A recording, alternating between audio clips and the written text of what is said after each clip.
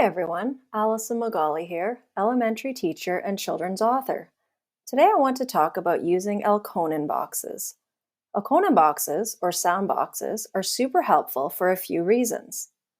One, they help build phonological awareness as kids segment words into individual sounds or syllables. Two, they teach students to count the number of sounds or phonemes that are in a word. Remember, number of sounds are not always the same as number of letters. Three, they help students build their understanding of the alphabetic principle, knowing which sound corresponds to which letter in the alphabet, and this in turn helps with decoding and spelling. Here's how to use Elkonin boxes. 1. Say a target word and stretch it out. So for the word sat, stretch it out. Sat. Have the child repeat it. Next, teach the child to put up one finger for each sound they hear in the word and count the total number of sounds. For example, sat. I'm now holding up 3 fingers for 3 sounds. Finally, slide one chip into each box as they say the corresponding sound. S, a, t. Sometimes the number of sounds will not match the number of letters. For example, let's try the word rake. So we stretch it out and put up one finger for each sound that we hear. Rake. I hear 3 sounds. A, k. However, since we have the silent D at the end, we have 4 letters and 3 sounds. Let's try another one. Remember that digraphs like SH and CH are made up of 2 letters, but 1 sound, and would be represented by 1 chip.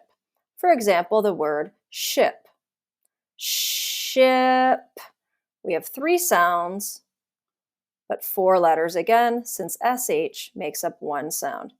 So we have sh, I, p. As students become more proficient, you can simply add in more boxes for longer words. Also, to make the connection with the alphabetic principle for spelling and decoding, students can write letters or use letter tiles or magnets in the boxes. Here's how this would look. For the word treat, again, we're going to stretch it out, treat. We have 4 sounds in the word. So what you could do is have the child stretch it out, count the sounds, and then slide in the chips. And then after that, have the child write in the letters. So it would look like this. T, E. So EA is going in the same box since it makes 1 sound. And finally, T.